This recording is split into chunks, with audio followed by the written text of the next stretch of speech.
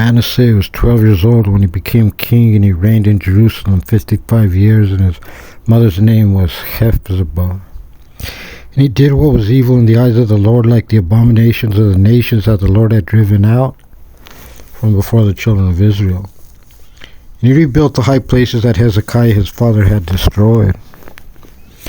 And he erected altars to the Baal, and he made an Asherah as Ahab the king of Israel had made, and he prostrated himself to the entire host of the heaven, and he worshipped them.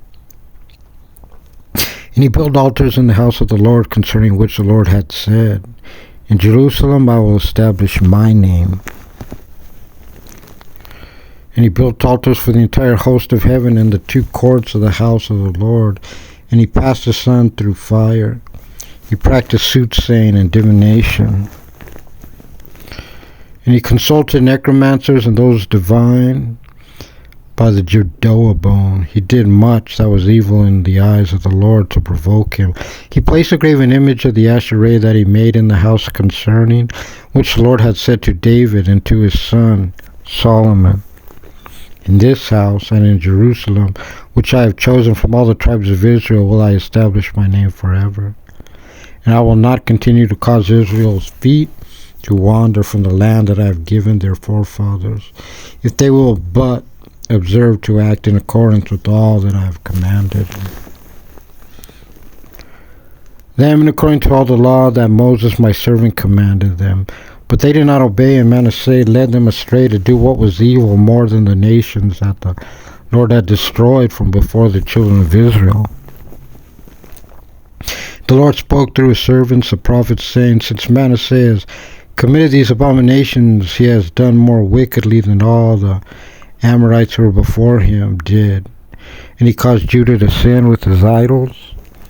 Therefore has the Lord God of Israel said, Behold, I bring calamity on Jerusalem and Judah, concerning which the two ears of all those who hear it will tingle.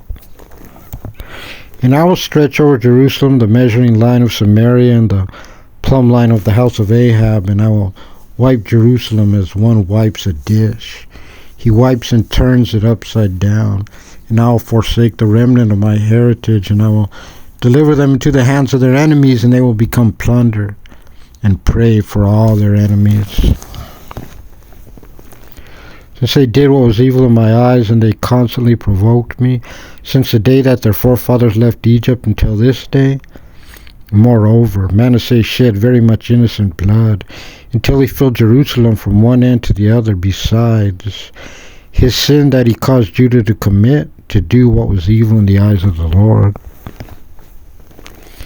And the rest of the events of Manasseh and all that he did and his sin which he sinned are written in the book of the Chronicles of the kings of Judah.